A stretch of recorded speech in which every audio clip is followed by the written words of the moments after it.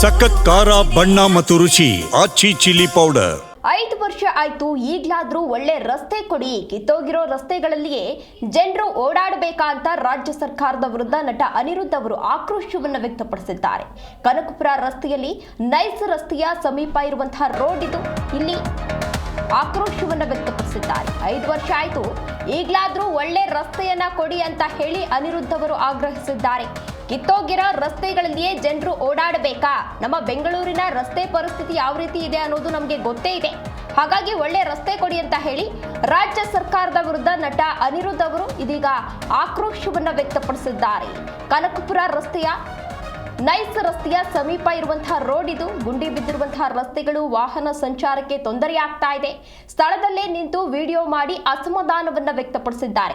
ಸಂಬಂಧಪಟ್ಟ ಅಧಿಕಾರಿಗಳು ಗಮನ ಕೊಡಿ ಅಂತ ಹೇಳಿ ನಟ ಅನಿರುದ್ಧ್ ಅವರು ಇದೀಗ ಆಕ್ರೋಶವನ್ನು ವ್ಯಕ್ತಪಡಿಸ್ತಾ ಇದ್ದಾರೆ. ಆದಷ್ಟು ಬೇಗ ಈ ರಸ್ತೆಯನ್ನ ಸರಿ ಮಾಡಬೇಕು ಅಂತ ಆಗ್ರಹಿಸಿದ್ದಾರೆ. ಅಂದ್ರೆ ನಮ್ಮ ಬೆಂಗಳೂರಂತಹ ಸಿಟಿಗಳಲ್ಲಿ ಯಾವ ರೀತಿ ಪರಿಸ್ಥಿತಿ ಇದೆ ಅನ್ನೋದು ನಮಗೆ ನಿಜವಾಗ್ಲೂ ಕೂಡ ಗೊತ್ತೇ ಇದೆ.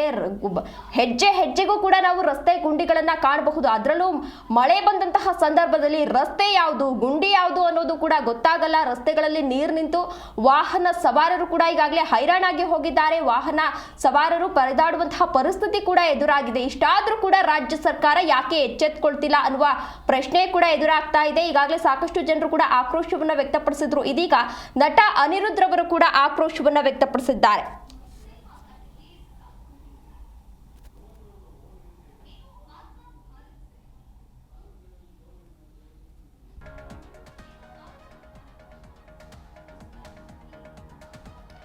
ದೃಶ್ಯಾವಳಿಗಳಲ್ಲಿ ನೀವು ಕೂಡ ಇದೀಗ ಗಮನಿಸ್ತಾ ಇರಬಹುದು. ರಸ್ತೆ ಗುಂಡಿ ಬಗ್ಗೆ ಇದೀಗ ನಟ ಅನಿರುದ್ಧ್ ಅವರು ವಿಡಿಯೋವನ್ನ ಮಾಡಿ ಸಾಕಷ್ಟು ಆಕ್ರೋಶವನ್ನ ವ್ಯಕ್ತಪಡಿಸ್ತಾ ಇದ್ದಾರೆ. ಆದಷ್ಟು ಬೇಗ ಈ ಸಮಸ್ಯೆಗೆ ಏನಾದರೂ ಒಂದು ಪರಿಹಾರವನ್ನ ಕೊಡಿ. ಇಲ್ಲಿ ಏನಾದರೂ ಹೆಚ್ಚು ಕಡಿಮೆ ಆದ್ರೆ, ಅಂದ್ರೆ ಸುಮಾರು ಜನ ಓಡಾಡ್ತಾ ಇರ್ತಾರೆ, ಮಕ್ಕಳು ಮರಿ ಓಡಾಡ್ತಾ ಇರ್ತಾರೆ, ವೃದ್ಧರೆಲ್ಲ ಓಡಾಡ್ತಾ ಇರ್ತಾರೆ. ಯಾರಿಗಾದ್ರೂ ಹೆಚ್ಚು ಕಡಿಮೆ ಆದ್ರೆ ಯಾರು ಹೊಣೆ ಅಂತ ಹೇಳಿ ಅನಿರುದ್ಧ್ ಅವರು ಒಂದು ವಿಡಿಯೋ ಮಾಡುವ ಮೂಲಕ ಆಕ್ರೋಶವನ್ನ ವ್ಯಕ್ತಪಡಿಸಿದ್ದಾರೆ. ಇದಕ್ಕೆ ಸಂಬಂಧಪಟ್ಟ ಅಧಿಕಾರಿಗಳೇನಿದ್ದಾರೆ ಅವರು ಆದಷ್ಟು ಬೇಗ ಇದರ ವಿರುದ್ಧ ಕ್ರಮವನ್ನ ಕೈಗೊಳ್ಳಬೇಕು ಅಂತ ಹೇಳಿ ಒತ್ತಾಯಿಸಿದ್ದಾರೆ. ದೃಶ್ಯಾವಳಿಗಳಲ್ಲಿ ನೀವು ಕೂಡ ಗಮನಿಸ್ತಾ ಇರಬಹುದು ಅಲ್ಲಿನ ರಸ್ತೆ ಪರಿಸ್ಥಿತಿ ಯಾವ ರೀತಿ ಇದೆ ಅಂತ ಹೇಳಿ ಸಾಕಷ್ಟು ಜನರು ಕೂಡ ಈಗಾಗಲೇ ಆಕ್ರೋಶವನ್ನ ವ್ಯಕ್ತಪಡಿಸಿದ್ದಾರೆ. ಇನ್ನು ಡಿಸಿಎಂ ಡಿ.ಕೆ. ಶಿವಕುಮಾರ್ ಅವರು ಮಾತೆತ್ತಿದ್ರೆ ಸಾಕು, ಬ್ರಾಂಡ್ ಬೆಂಗಳೂರು ಮಾಡ್ತೀವಿ, ಬ್ರಾಂಡ್ ಬೆಂಗಳೂರು ಮಾಡ್ತೀವಿ ಅಂತ ಹೇಳಿ ಸಭೆಗಳನ್ನೆಲ್ಲ ಮಾಡ್ತಾ ಇರ್ತಾರೆ. ಆದ್ರೂ ಕೂಡ ಯಾಕೆ ಇಂತಹ ಕಡೆ ಗಮನ ಹರಿಸ್ತಾ ಇಲ್ಲ ಅನ್ನೋದು ನಮ್ಮ ಪ್ರಶ್ನೆಯಾಗಿದೆ. ಇದೇ ವಿಚಾರಕ್ಕೆ ಸಂಬಂಧಪಟ್ಟಂತೆ ನಮ್ಮ ಜೊತೆ ಮಾತನಾಡಲು ನೇರ ಸಂಪರ್ಕದಲ್ಲಿದ್ದಾರೆ ನಟ ಅನಿರುದ್ಧ್ ಅವರು. ನಮಸ್ತೆ ಸರ್.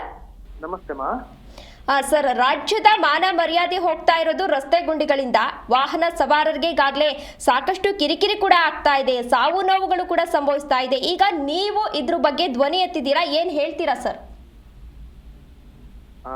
ನಾನು ಹಿಂದೆ ಕೂಡ ಇದೇ ರಸ್ತೆದು ವಿಡಿಯೋ ಮಾಡಿ ಹಾಕಿದ್ದೀನಿ.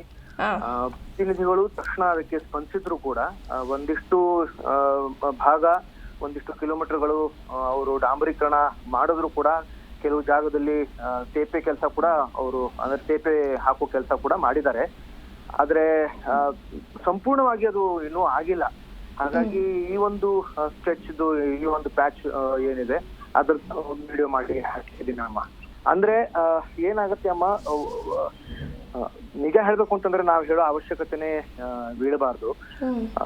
ಆಮೇಲೆ ಬರೀ ಒಂದು ಸ್ಟ್ರೆಚ್ 1 ಕಿಲೋಮೀಟರ್ 2 ಕಿಲೋಮೀಟರ್ ರಸ್ತೆ ಆ ತರದ್ದು ಡಾಂಬರೀಕರಣ ಆದ್ರೆ ಅದು ಪ್ರಯೋಜನ ಇಲ್ಲ. ಸಂಪೂರ್ಣ ನಮ್ಮ ಬೆಂಗಳೂರಾಗ್ಲಿ ಅಥವಾ ಇಡೀ ಕರ್ನಾಟಕನೇ ತಗೊಂಡ್ರು ಕೂಡ ಎಲ್ಲಾ ರಸ್ತೆಗಳು ಚೆನ್ನಾಗಿರ್ಬೇಕಮ್ಮ. ಯಾಕಂತಂದ್ರೆ ಅದು ನಮ್ಮ ಮೂಲಭೂತ ಹಕ್ಕುಗಳಲ್ಲಿ ಒಂದು.